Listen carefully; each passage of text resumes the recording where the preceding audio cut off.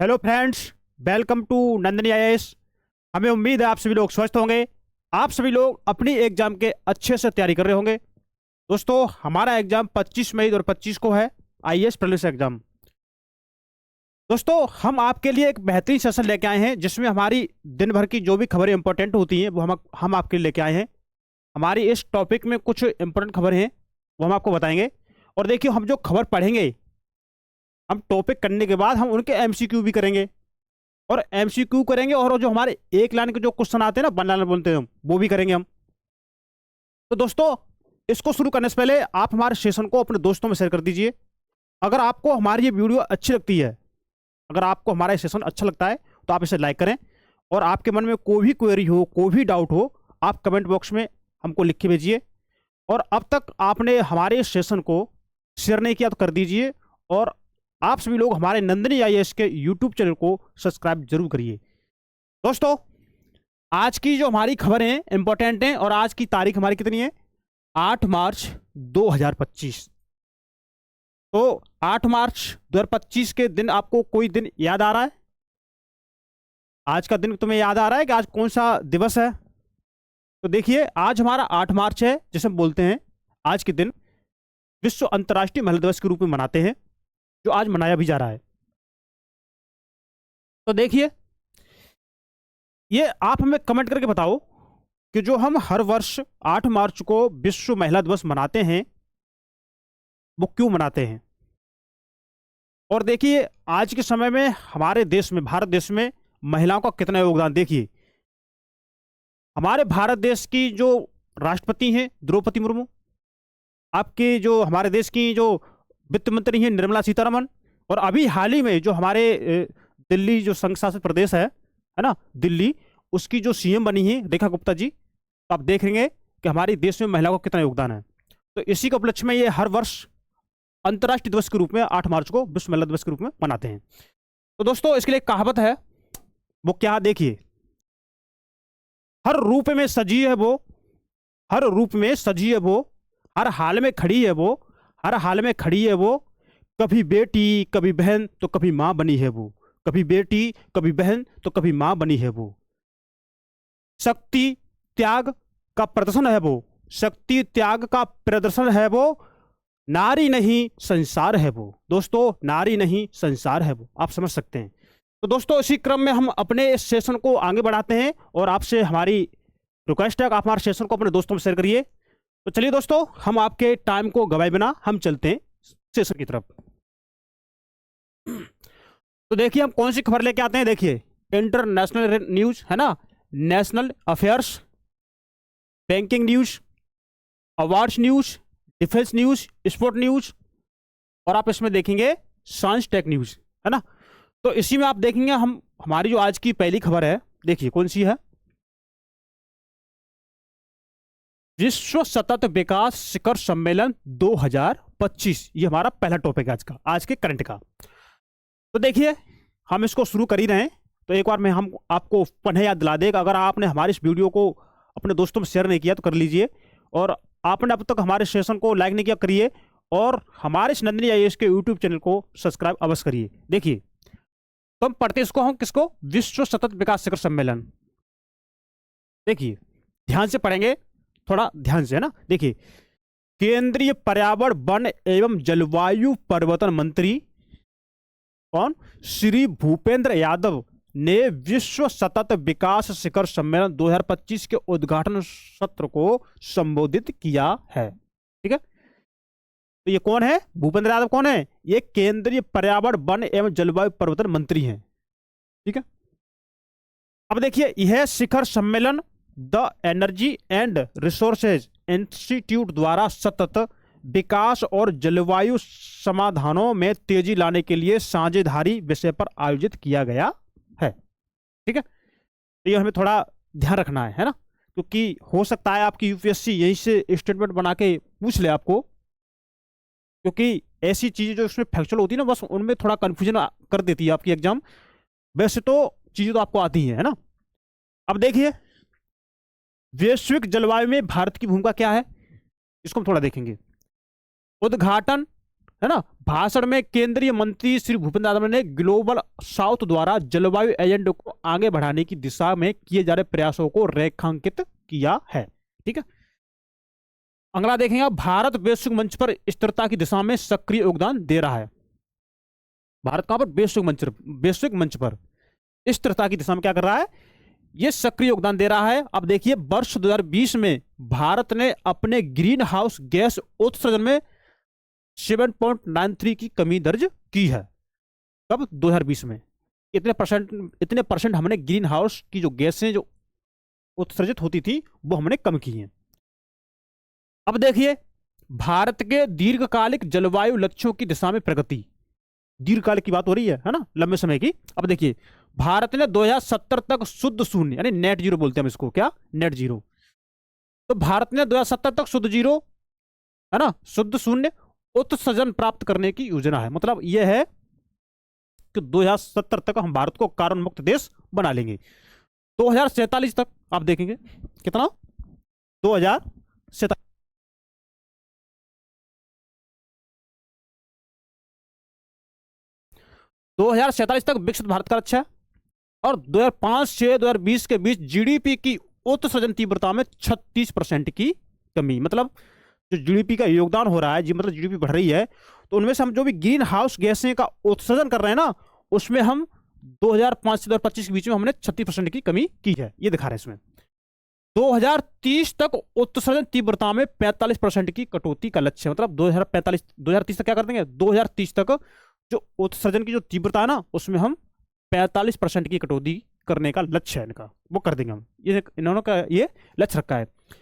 2025 के केंद्रीय बजट में ऊर्जा सुरक्षा, हरित प्रौद्योगिकी और स्वच्छ ऊर्जा को बढ़ावा देने का लक्ष्य है ना।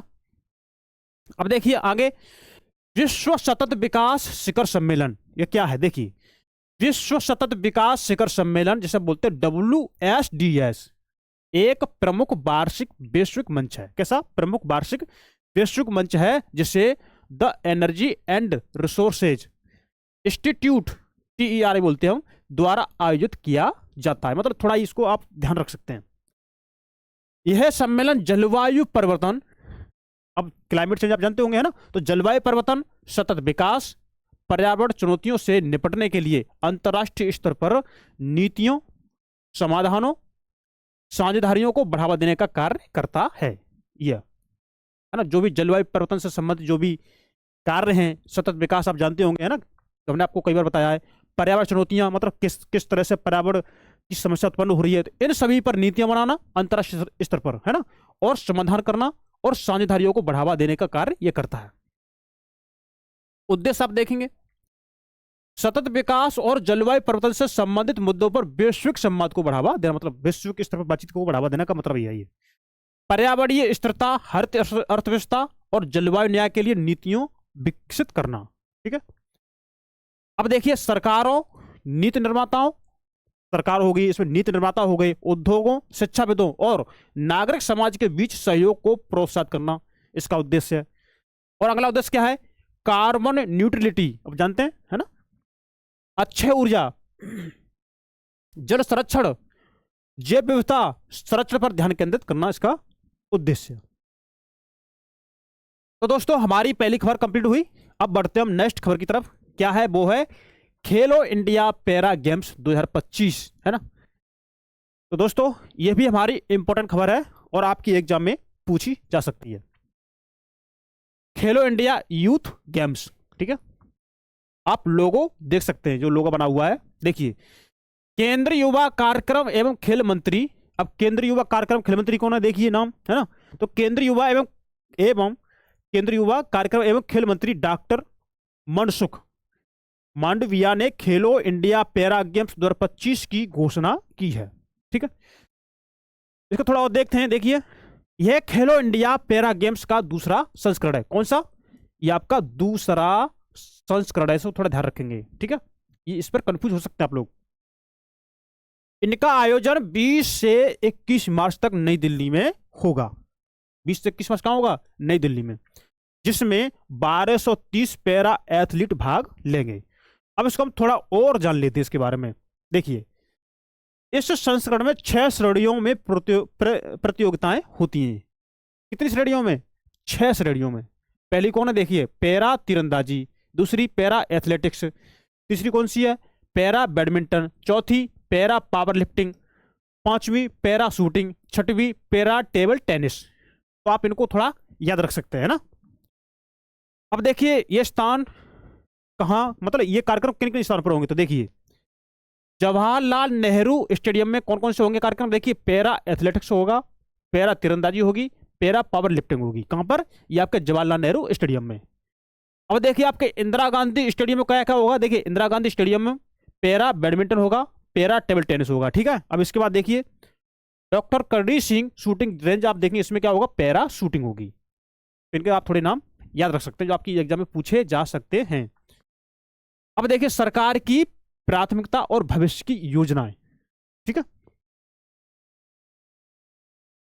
भारत सरकार पैरा खेलों को बढ़ावा देने के लिए प्रतिबद्ध है। मतलब जो भी पैरा खेल हैं इनको बढ़ावा देने के लिए क्या है, भारत सरकार प्रतिबद्ध है। वर्ष 2028 ओलंपिक के लिए टारगेट, कब? 2028 वर्ष के लिए जो ओलंपिक के लिए target, Olympic podium scheme core group में कम से कम 52 पैरा एथलीटों को शामिल किया गया है। कितने? 52, 52, ठीक है। अब देखिए खेलो इंडिया पैरा गेम्स के बारे में थोड़ा जान लेते हैं, ये क्या है। देखिए खेलो इंडिया पैरा गेम्स खेलो इंडिया मिशन का हिस्सा है। किसका? खेलो इंडिया मिशन का हिस्सा है, जो आपकी यूपीएससी में या किसी एग्जाम में पूछा जा सकता है, ठीक है। और इसमें आप देखिए इसका उद्देश्य प्रतिभाशाली एथलीटों को अपने खेल और प्रतिस्पर्धी कौशल का प्रदर्शन करने के लिए एक मंच प्रदान करना है। मतलब जो भी ये खेल के खिलाड़ी हैं ना, तो ये अपनी जो भी कौशल है, क्षमता अपनी अपनी, उसको ये प्रदर्शन करते हैं। अब देखिए दिसंबर 2023 में आयोजित खेलो इंडिया पैरा गेम्स का पहला संस्करण पैरा एथलीटों को राष्ट्रीय स्तर पर अपनी प्रतिभा दिखाने में सक्षम बनाने के लिए आयोजित किया गया था। तो ये आपको समझ में आया होगा, ठीक है। अब देखिए और आज की हमारी अगली खबर है ना, अगली न्यूज है हमारी, देखिए जो हमारा टॉपिक है इंपॉर्टेंट, तो आप इसको थोड़ा पढ़ते चलेंगे, थोड़ा सुनते चलेंगे साथ साथ, तो आपको जब पढ़ लेंगे, अपनी आंखों से देख लेंगे, सुन लेंगे, तो जब आप इसको अपनी एग्जाम के प्रश्न पत्र में आप देखेंगे तो आपके जो भी बोलते हैं ना, दिमाग अपनी चीज देखी कभी कभी पहचान लेता है, हाँ ये हमने कभी देखा है, तो वैसे ही आप इनको पहचान लेंगे और आप इसको सही कर लेंगे। तो इस पर थोड़ा ध्यान देगा, है ना। अब देखिए भारत नेपाल जल और स्वच्छता सहयोग समझौता क्या है, देखिए हाल ही में नई दिल्ली में, कहा? हाल ही में नई दिल्ली में भारत व नेपाल ने जल स्वच्छता और अपशिष्ट प्रबंधन क्षेत्र में सहयोग बढ़ाने के लिए एक समझौते पर हस्ताक्षर किए हैं। अब देखिए ये करंट अफेयर्स तो वैसे रुचि वाला विषय है, मतलब हमें जानना चाहिए कि हमारे करंट में कहाँ क्या हो रहा है, जानना चाहिए, लेकिन ये समझ में हम जब अच्छी तरह जब आती है जब हमने इनके बारे में पहले कभी पढ़ा हो, है ना। अब जैसे जल स्वच्छता हो गया, है ना। अब स्वच्छता क्या होता है ना। जल की क्वालिटी आप देखेंगे, पोल्यूशन कम हो, आप देखेंगे कि हमारे वर्तमान देश में औद्योगिक क्षेत्रों से जो भी कचरा जो निकलता है ना, जो जैसा जैसे प्रोडक्शन बनाते हैं तो उसमें जो भी स्नेह के लिए जो भी जल यूज करते हैं, तो वो जल क्या करते हैं, जल को हम वहां पर नदियों में छोड़ देते हैं। अब बाह्य तमल का जल देखेंगे आप लोग, है ना, नदियों में जा रहा है, तो उससे हमारी नदियों की जो भी जल की स्वच्छता है वो खराब हो रही है। अब देखेंगे अपशिष्ट प्रबंधन, है ना, जो भी कचरा होता है, जो वेस्ट होता है, तो उसका प्रबंधन करना आना चाहिए। तो अगर आपने हमने इनके बारे में पहले पढ़ा है तो हमें आसानी समझ में आ रहा होगा, ठीक है। तो आप कोशिश करें, जो शब्द हैं वैसे तो हम आपको बता रहे हैं, ठीक है, लेकिन कोशिश करें इनको जानने की और ध्यान से सुनने की। देखिए आगे हम देखेंगे प्रमुख बिंदु क्या है। देखिए दोनों देशों के बीच निम्न प्रमुख क्षेत्रों में साझेदारी होगी। क्या होगी? देखिए निम्नलिखित क्या क्या, देखिए अपशिष्ट और जल संसाधन प्रबंधन और क्षमता निर्माण में सहयोग, ठीक है। इनमें क्या करेंगे? इनमें आपस में सहयोग करेंगे, जल संसाधन का प्रबंधन करने में सहयोग करेंगे, अपशिष्ट पदार्थों का प्रबंधन करने में सहयोग करेंगे, है ना, अपनी क्षमता का निर्माण करने में सहयोग करेंगे। तो ये बात इसमें लिखी है। जल गुणवत्ता सुधार, कृत्रिम पुनर्भरण, वर्षा जल संचयन पर संयुक्त कार्य किया जाएगा। इसके लिए बात हुई है ना। नेपाली कर्मियों को जल संसाधन प्रबंधन में विशेष प्रशिक्षण प्रदान किया जाएगा, मतलब इनको ट्रेनिंग देगी सरकार अपनी भारत देश के ना। भारत और नेपाल के विशेषज्ञ सर्वोत्तम प्रथाओं और तकनीकी ज्ञान में आदान प्रदान करेंगे, मतलब जो भी भारत और नेपाल के विशेषज्ञ है ना, जो भी इनका तकनीकी ज्ञान होता है उनका आदान प्रदान करेंगे। जल संरक्षण और सतत विकास के लिए संयुक्त प्रयास किए जाएंगे। ठीक है, तो अब आपको ये समझ में चीजें आसानी से आ रही होंगी। अब जान लेते हैं नेपाल के बारे में। नेपाल देश कहां पर है, इसकी लोकेशन कैसी है। देखिए, स्थिति दक्षिण एशिया में स्थित एक लैंडलॉक देश है, मतलब ये देशों की सीमाओं से घिरा हुआ है। कैसे, देखिए इसके सीमा आप देखेंगे, उत्तर में चीन है, उत्तर में चीन है, दक्षिण में, पूर्व व पश्चिम में भारत देश की सीमा है ना। इसे हम बोलते हैं लैंडलॉक। अब देखिए सबसे ऊंची चोटी इसमें कौन सी है नेपाल में, माउंट एवरेस्ट। कितनी है इसकी ऊंचाई, 8,848.86 मीटर। इसकी राजधानी काठमांडू है और इसकी मुद्रा कौन सी है, नेपाली रुपया। ठीक है, अब हमारी नेक्स्ट खबर है। देखिए, तो दोस्तों मैं आपसे यही कहूंगा, अगर आपने हमारे सेशन को अभी लाइक शेयर सब्सक्राइब नहीं किया हो तो प्लीज कर लीजिए। और दोस्तों आपके मन में जो भी डाउट हो, क्वेरी हो, आप कमेंट बॉक्स में कमेंट करके भेजिए। और अपने जो भी आपके साथी हैं, जो मित्र हैं, उनको बताइए कि नंदिनी आईएएस के यूट्यूब चैनल पर आप सभी लोगों के लिए करंट अफेयर्स की इंपॉर्टेंट सेशन आप लोगों के लिए चल रहा है, तो आप इसका जरूर फायदा उठाएं, है ना। अरब लीग शिखर सम्मेलन, यह हमारी चौथी खबर है आज की।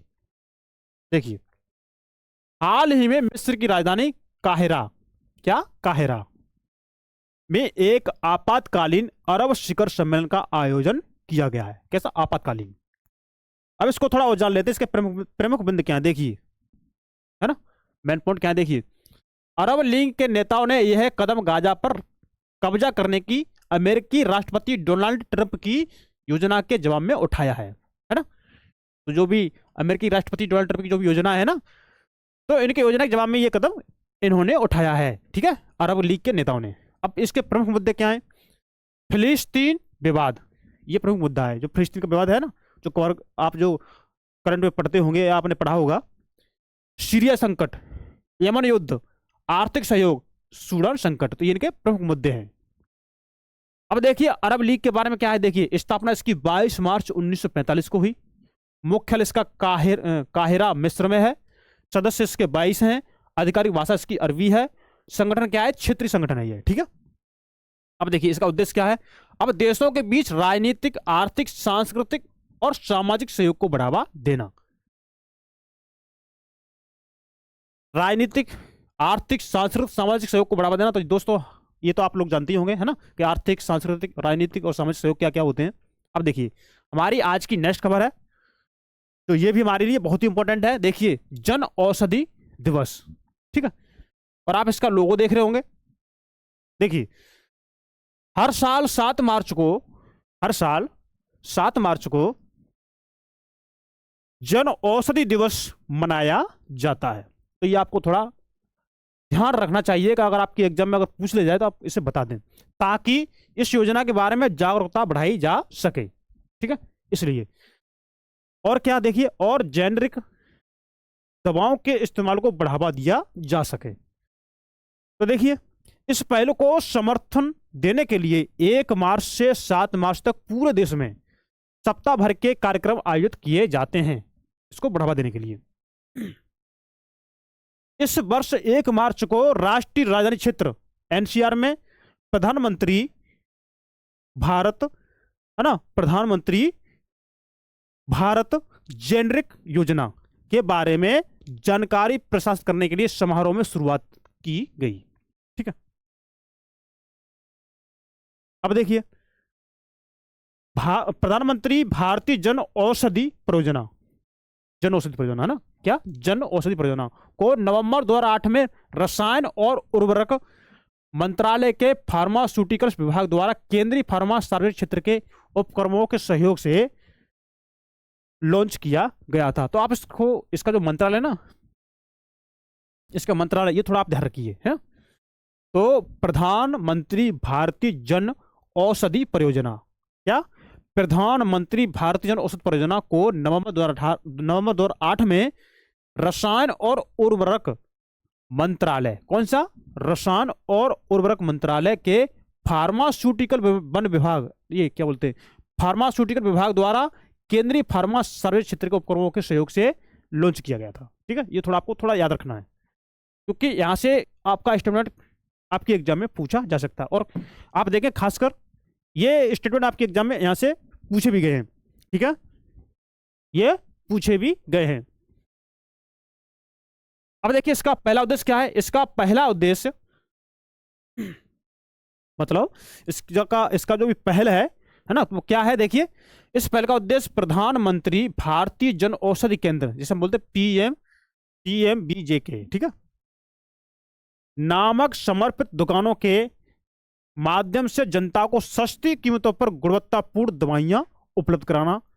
आप देख सकते हैं, तो इससे क्या होंगी, दवाइयां सस्ती मिलेंगी। अब देखिए प्रधानमंत्री भारतीय जन औषधि परियोजना की मुख्य गतिविधियां क्या हैं, देखिए इसकी मुख्य गतिविधियां में देखेंगे जागरूकता को बढ़ाना, जागरूकता को बढ़ाना। तो प्राथमिक लक्ष्यों में से एक है जेनरिक दवाओं के लाभों के बारे में जनता को शिक्षित करना, कि इसके क्या क्या लाभ हैं, ठीक है, वो जनता को बताना। और इस पहल का मुख्य उद्देश्य है इस गलत धारणा को दूर करना कि उच्च कीमतें बेहतर गुणवत्ता का संकेत देती हैं। तो लोगों के मन में ये गलत धारणा है कि जितनी महंगी दवाई होगी ना उतना अधिक फायदा करेगी, तो ये गलत धारणा बताएगी इसमें ना, तो वो धारणा आपकी गलत है। अब देखिए जेनरिक दवाओं के नुस्खों को प्रोत्साहित करना कैसे करेंगे, देखिए PMBJP का उद्देश्य स्वास्थ्य पेशेवरों, विशेष रूप से सरकारी अस्पतालों में काम करने वाले पेशेवरों को जेनरिक दवाओं के विकल्प लिखने के लिए प्रेरित करना है। ठीक है, तो जो भी डॉक्टर लोग होते हैं, तो उनको ये प्रेरित करना कि आप उनको जेनरिक दवाएं लिखें। अब देखिए जिससे लागत है ना, जिससे लागत प्रभावी उपचार विकल्पों को बढ़ावा मिलेगा। ठीक है, अब देखिए इसके पहुंच में वृद्धि।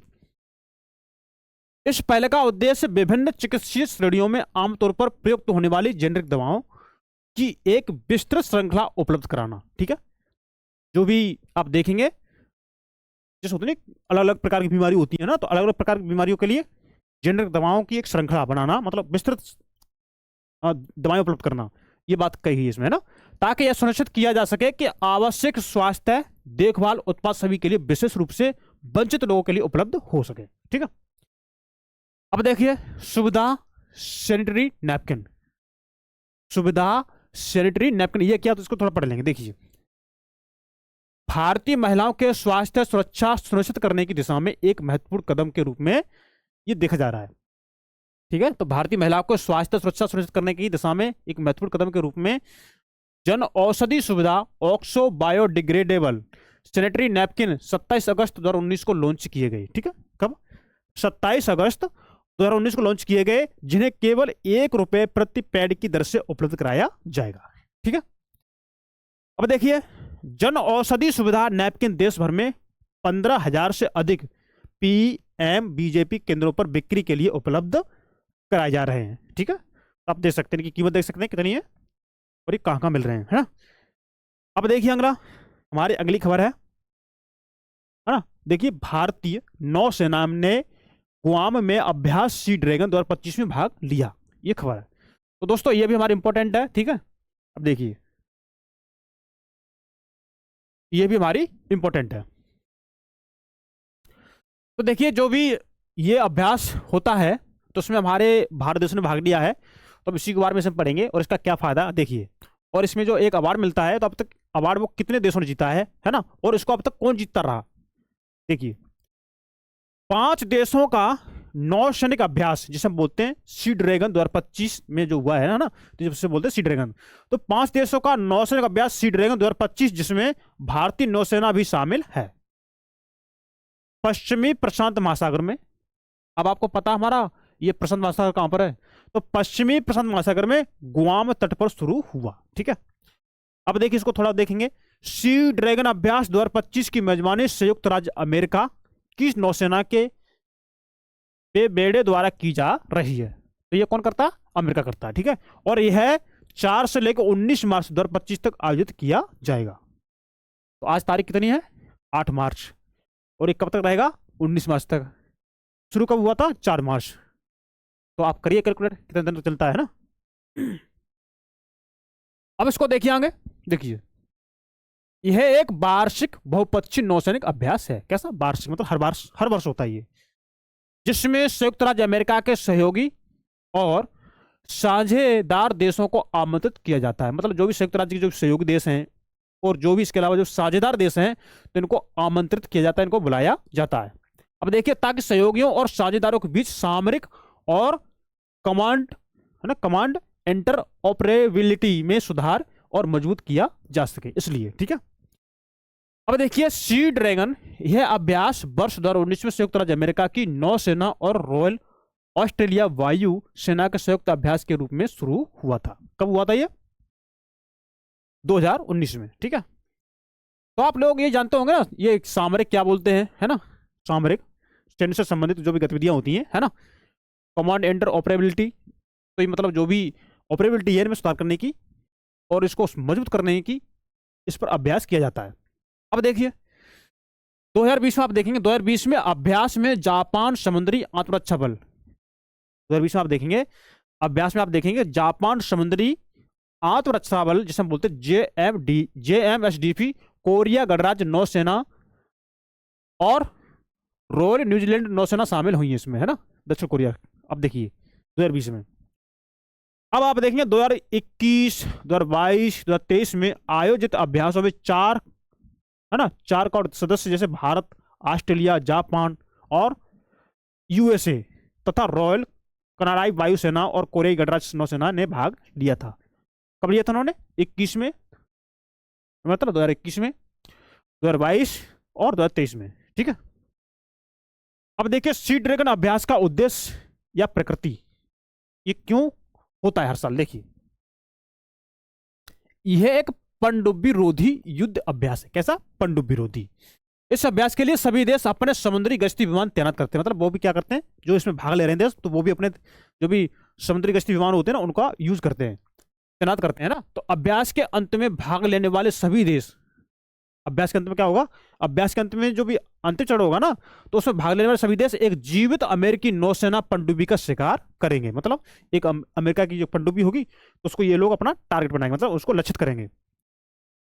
अब देखिए भाग लेने वाले देशों को विभिन्न स्पर्धाओं में उनके प्रदर्शन के लिए ग्रेड दिया जाएगा। अब इसमें जो भी भाग ले रहे हैं, तो इन्होंने कैसा इनका वो प्रदर्शन रहा है, तो उस प्रदर्शन के अनुसार उनका ग्रेड देंगे और अधिकतम ग्रेड पाने वाले देशों को ड्रैगन बेल्ट पुरस्कार दिया जाता है, ठीक है। मतलब जिसका नंबर 1 होगा, मतलब इसकी ग्रेड अच्छा होगा उसको।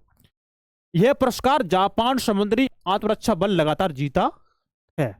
मतलब अब तक ये जापान लगातार जीता है। अब देखिए अब हमारी नेक्स्ट खबर है आज की, क्या?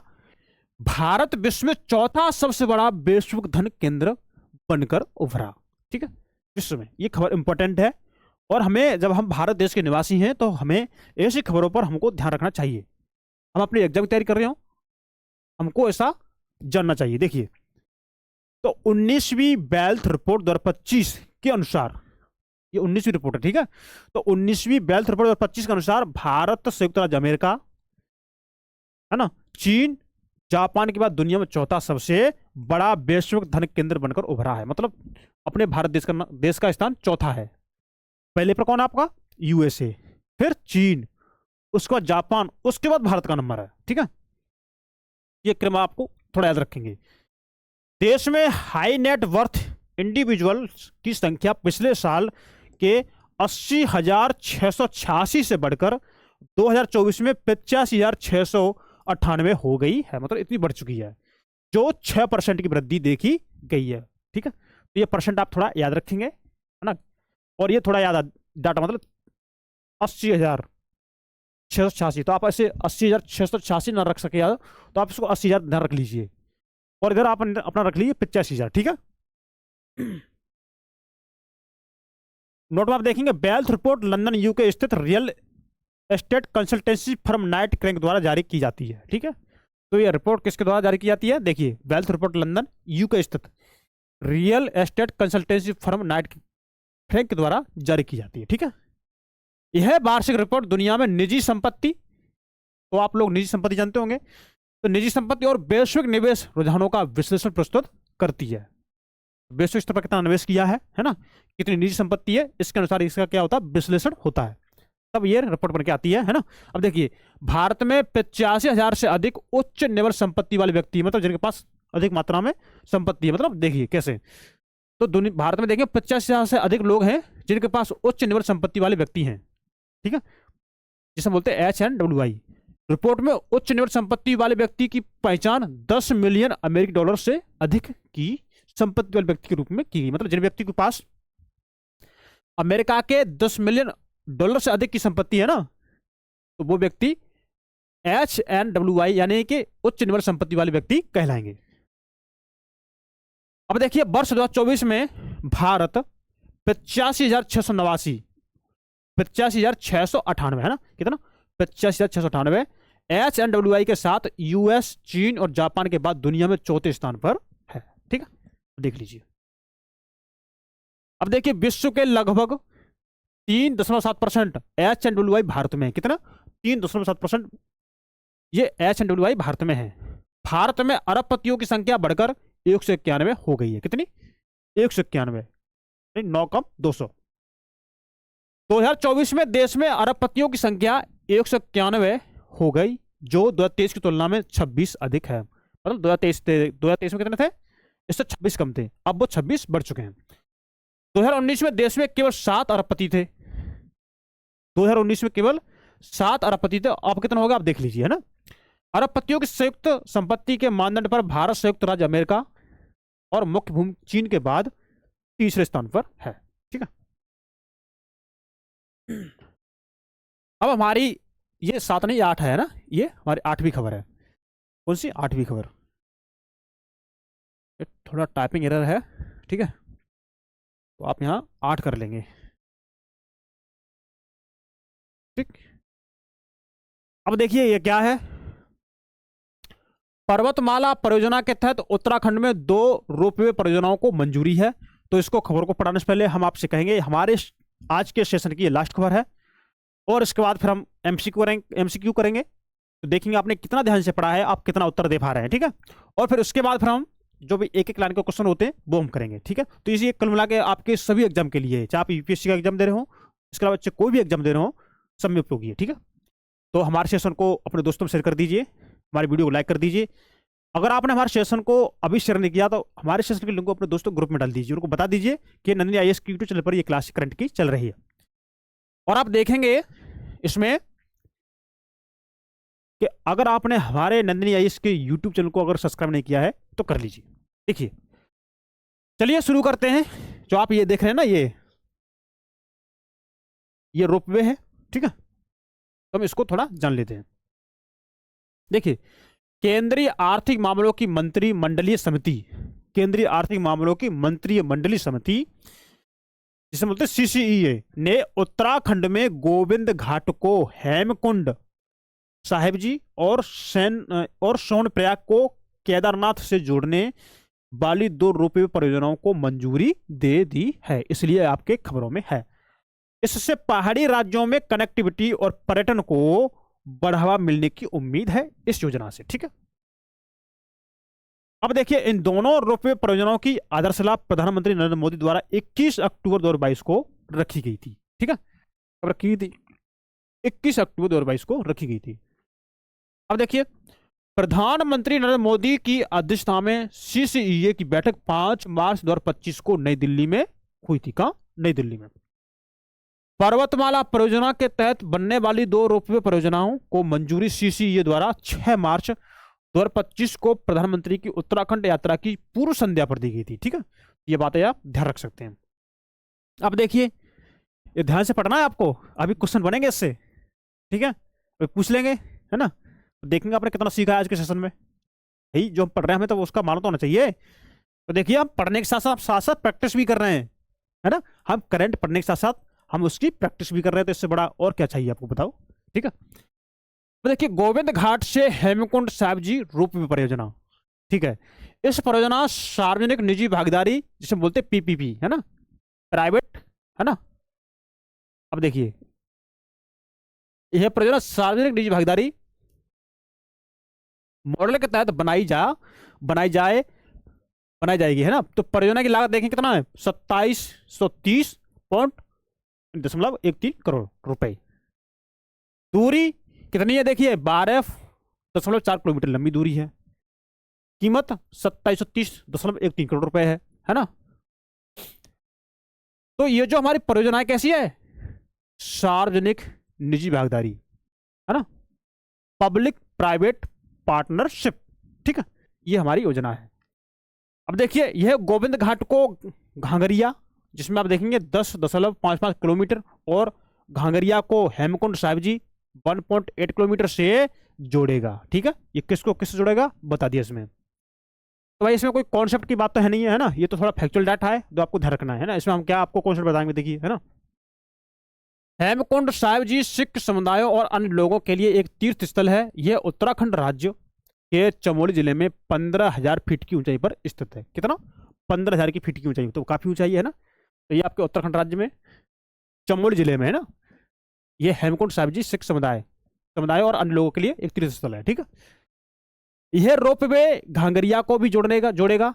यह रोपवे घांगरिया, देखिए, रोपवे घांगरिया को भी जोड़ेगा, जो चमोली में फूलों की घाटी राष्ट्रीय उद्यान का प्रवेश द्वार है। तो जो चमोली में जो फूलों की घाटी है ना, तो चमोली में फूलों की घाटी राष्ट्रीय उद्यान का यह प्रवेश द्वार है, और यह फूलों की घाटी राष्ट्रीय उद्यान यूनेस्को की विश्व धरोहर स्थल है, ठीक है।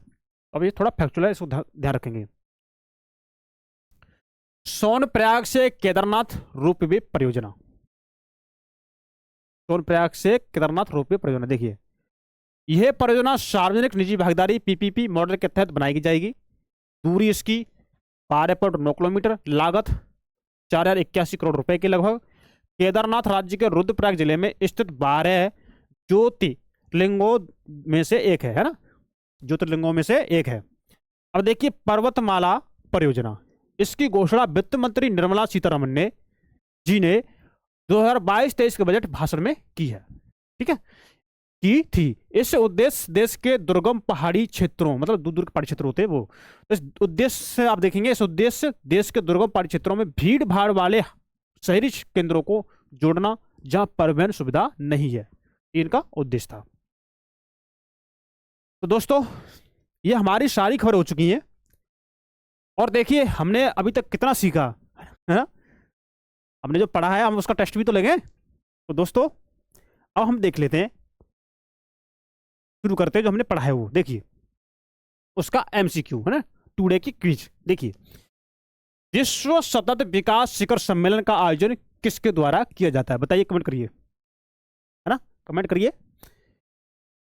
चलो अब हम ही बता देते हैं। देखिए, इसका हमारा ऑप्शन नंबर यही है ना, the energy and resources institute, ठीक है। अब इस बारे में हम थोड़ा पढ़ लेते हैं, जो हमने पढ़ाया है अभी ऊपर, हम उसी को थोड़ा देख लेंगे, रिवीजन हो जाएगा हमारा। देखिए, केंद्रीय पर्यावरण मंत्री भूपेंद्र यादव ने विश्व सतत विकास शिखर सम्मेलन 2025 के उद्घाटन सत्र को संबोधित किया है, ठीक है, जिसका आयोजन TERI है ना, TERI ने सतत विकास और जलवायु समाधानों में तेजी लाने के लिए साझेदारी विषय पर किया है। उन्होंने ग्लोबल साउथ की भूमिका और भारत की स्थिरता प्रतिबद्धता पर जोर दिया है, ठीक है। और भारत ने 2020 में ग्रीन हाउस गैस उत्सर्जन में 7.93% की कमी दर्ज की, और 2070 तक नेट जीरो लक्ष्य प्राप्त करने के लिए प्रयासरत है, मतलब 2070 तक नेट जीरो। 2005-20 के बीच GDP की उत्सर्जन तीव्रता 36% घटी है, जो हम आपको सब पढ़ा चुके हैं अभी, जी जो मैं आपको पढ़ा रहा हूं, आपका थोड़ा रिवीजन हो जाए, जिससे 2030 तक 45% तक लाने का लक्ष्य है। 2025 के बजट में हरित प्रौद्योगिकी व स्वच्छ ऊर्जा को प्राथमिकता दी गई। यह सम्मेलन जलवायु परिवर्तन, है ना, सतत विकास, अब देखेंगे, और पर्यावरण चुनौतियों पर नीति निर्माण को बढ़ावा देता है, जिससे कार्बन न्यूट्रलिटी, अक्षय ऊर्जा, जल संरक्षण, जैव विविधता संरक्षण पर विशेष ध्यान दिया जाता है। अब दोस्तों, हमारा दूसरा क्वेश्चन है ना, खेलो इंडिया पैरा गेम्स के दूसरे संस्करण का आयोजन कहां होगा, बताइए, कमेंट करिए। तो देखिए इसका आंसर हमारा है नई दिल्ली। ठीक है, नई दिल्ली। केंद्रीय खेल मंत्री डॉक्टर मनसुख मांडविया ने खेलो इंडिया पैरा गेम्स 2025 के दूसरे संस्करण की घोषणा की, जो 20 से 27 मार्च तक नई दिल्ली में होगा। कितना होगा? 20 से 27 मार्च तक नई दिल्ली में होगा। इसमें 1230 पैरा एथलीट 6 श्रेणियों, पैरा तीरंदाजी, एथलेटिक्स, बैडमिंटन, है ना, पावर लिफ्टिंग, शूटिंग और टेबल टेनिस में प्रतिस्पर्धा करेंगे। तो हमें ये सब नाम आपको बता चुके हैं अभी। मुकाबले जवाहरलाल नेहरू स्टेडियम, इंदिरा गांधी स्टेडियम और डॉक्टर कडी सिंह शूटिंग रेंज में इनका मुकाबला होगा, मतलब यहां पर ये खेले जाएंगे। सरकार पैरा खेलों को बढ़ावा देने के लिए प्रतिबद्ध है ना, और 2028 ओलंपिक के लिए 52 पैरा एथलीटों को टॉप्स में शामिल किया गया है। कितने का? 52 को। यह पहल दिव्यांग खिलाड़ियों को प्रतिस्पर्धा मंच प्रदान करने और पैरा खेलों के विकास को बढ़ावा देने के लिए की गई है। ठीक है, तो कैसे खिलाड़ी? दिव्यांग। अब नेक्स्ट क्वेश्चन हमारा है ना, नेक्स्ट क्विज देखिए। हाल ही में भारत व नेपाल के बीच, है ना, भारत और नेपाल के बीच जल स्वच्छता और अपशिष्ट प्रबंधन क्षेत्र में सहयोग बढ़ाने के लिए समझौता कहां हुआ? बताइए कहां हुआ समझौता? अरे आपने तो पढ़ा है ना, बताइए बताइए। देखिए नई दिल्ली में। कहां पर? नई दिल्ली में। भारत और नेपाल ने जल स्वच्छता और अपशिष्ट प्रबंधन में सहयोग बढ़ाने के लिए समझौता किया है। ठीक है, इसके तहत जल गुणवत्ता सुधार, कृत्रिम पुनर्भरण, वर्षा जल संचयन और जल संसाधन प्रबंधन में संयुक्त कार्य होगा। नेपाल के कर्मियों को विशेष प्रशिक्षण भी दिया जाएगा। ये कौन देगा? भारत सरकार, है ना। दोनों देशों के विशेषज्ञ जल संरक्षण की सर्वोत्तम प्रथाओं और तकनीकी ज्ञान का आदान प्रदान करेंगे। यह साझेदारी जल संसाधनों के कौशल प्रबंधन और सतत विकास को मजबूत बनाएगी, जिससे यह जल संकट और अपशिष्ट प्रबंधन की चुनौतियों से निपटने में सहायता मिलेगी। अब देखते हैं नेक्स्ट। अभी हाल ही में आपातकालीन अरब शिखर सम्मेलन कहां आयोजित किया गया? बताइए, है ना। यह है काहिरा। अब बताइए, कमेंट करिए, काहिरा कहां पर है ना। ये किस देश का नाम है, मतलब किस देश की राजधानी है? देखिए काहिरा। देखिए मिस्र की राजधानी काहिरा में अरब शिखर सम्मेलन आयोजित किया गया। ठीक है, और जिसमें गाजा संकट, फिलिस्तीन विवाद, सीरिया संकट, यमन युद्ध, आर्थिक सहयोग और सूडान संकट पर चर्चा हुई है। ठीक है, और अरब लीग ने क्षेत्रीय स्थिरता और शांति के लिए एकजुट प्रयासों पर जोर दिया। इस बैठक का उद्देश्य अरब देशों के बीच समन्वय बढ़ाना और मौजूदा चुनौतियों का समाधान खोजना था। ठीक है, अरब लीग जिसकी स्थापना 1945 में हुई थी और मुख्यालय काहिरा में स्थित है, 22 सदस्य देशों का एक क्षेत्रीय संगठन है। कितने सदस्यों का? 22 सदस्य देश हैं इसमें, जिनका एक क्षेत्रीय संगठन है जो राजनीतिक, आर्थिक और सामाजिक सहयोग को बढ़ावा देता है। नेक्स्ट क्विज हमारी आज की देखिए, 5 है ना, 5वां है। देखिए जन औसत दिवस कब मनाया जाता है? बताइए, जन औसत दिवस कब मनाया जाता है? कब? 7 मार्च को। हर साल 7 मार्च को जन औषधि दिवस मनाया जाता है, और जिसका उद्देश्य पीएम बीजेपी के प्रति जागरूकता बढ़ाना और जेनेरिक दवाओं के उपयोग को प्रोत्साहन करना। जो जेनेरिक दवाई हैं इनको प्रोत्साहन करना। तो पीएम बीजेपी जिसे 2008 में शुरू किया गया था और किफायती और गुणवत्तापूर्ण दवाइयां उपलब्ध कराने के लिए समर्पित प्रधानमंत्री भारतीय जन औषधि केंद्रों के माध्यम से संचालित होता है। ये दवाइयां सस्ती देना, है ना। और देखिए यह पहल डॉक्टरों को जेनेरिक दवाओं के नुस्खे लिखने के लिए प्रेरित करती है। मतलब जो भी डॉक्टर लोग हैं, सरकारी डॉक्टर या कोई भी डॉक्टर, है ना, निजी वाले, उनको क्या बोलते हैं कि आप जेनेरिक दवाएं लिखें, है इसके माध्यम से। और वंचित समुदायों के लिए सस्ती दवाएं सुलभ बनाती हैं। महिलाओं के स्वास्थ्य को ध्यान में रखते हुए 2019 में जन औषधि सुविधा या जन औषधि सुविधा सैनिटरी नैपकिन लॉन्च किए गए, जो मात्र ₹1 प्रति पेड़ की दर से उपलब्ध हैं, जो और 15,000 से अधिक पीएम बीजेपी केंद्रों पर बेचे जाते हैं। नेक्स्ट हमारा देखिए, कौन सा देश वार्षिक सी ड्रैगन सैन्य अभ्यास की मेजबानी करता है? देखिए बताइए, अमेरिका। ठीक है, सी ड्रैगन 2025 से एक बहुपक्षीय नौसेना का अभ्यास है ना, बहुपक्षीय। 4 से 19 मार्च तक गुआम तट पर आयोजित हो रहा है, जिसमें Bharat, America, Australia, Japan, Korea गणराज्य शामिल है। इसमें यह वार्षिक अभ्यास पनडुब्बी रोधी युद्ध पर केंद्रित है ना। और इसकी मेजबानी अमेरिकी नौसेना कर रही है। और 2019 में शुरू हुए इस अभ्यास में समुद्री गश्ती विमानों की तैनाती और अमेरिकी पनडुब्बी का शिकार करने जैसी रणनीतिक गतिविधियां शामिल हैं। और प्रदर्शन के आधार पर ड्रैगन बेल्ट पुरस्कार प्रदान किया जाता है, जिसे अब तक जापान ने जीता है। किसने जीता है? जापान ने। अब देखिए हमारा बेल्थ रिपोर्ट 2025 किसने जारी की? बताइए, बेल्थ रिपोर्ट 2025 किसने जारी की थी? देखिए, नाइट फ्रैंक यूके की रियल एस्टेट कंसल्टेंसी कंपनी ने। ठीक है, इसे आप ध्यान रख सकते हैं। अब थोड़ा इसको पढ़ लेते हैं। देखिए, बेल्थ रिपोर्ट 2025 के अनुसार भारत चौथा सबसे बड़ा वैश्विक धन केंद्र बना है। ठीक है, कौन सा? चौथा, जो अमेरिका, चीन और जापान के बाद आता है।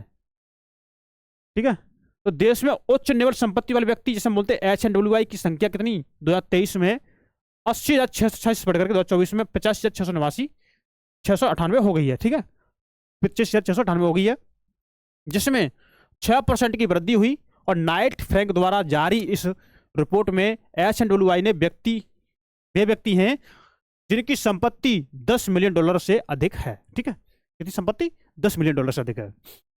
तो भारत में अरबपतियों की संख्या 2023 में 165 से बढ़कर 2024 में 191 हो गई है। अरबपतियों की संयुक्त संपत्ति के मामले में भारत तीसरे स्थान पर है। ठीक है, जो उसकी आर्थिक प्रगति को दर्शाता है।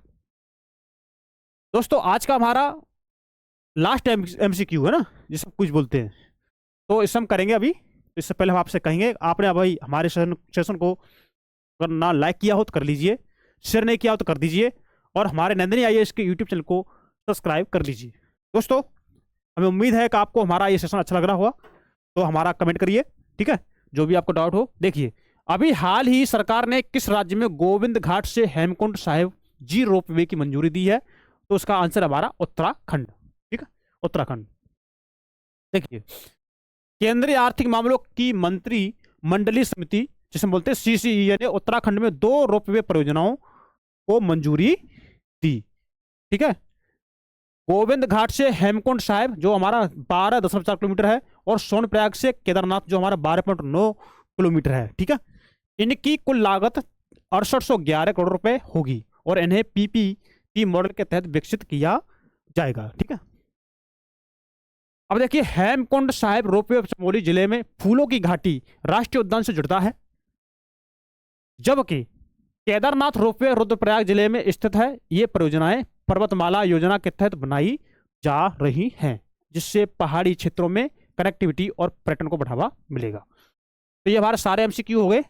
अब हम देखते थे वन लाइनर, है ना, वन लाइनर। तो दोस्तों, तो अभी आपने हमारे सेशन को अगर लाइक नहीं किया हो तो कर लीजिए, और हमारे नंदिनी IAS के YouTube चैनल को सब्सक्राइब जरूर करें। दोस्तों, चलो, अब हमारा 2 मिनट का और बचा हुआ है, हम जल्दी कर लेते हैं। देखिए, विश्व सतत विकास शिखर सम्मेलन 2025 किस विषय पर आयोजित किया? बताइए।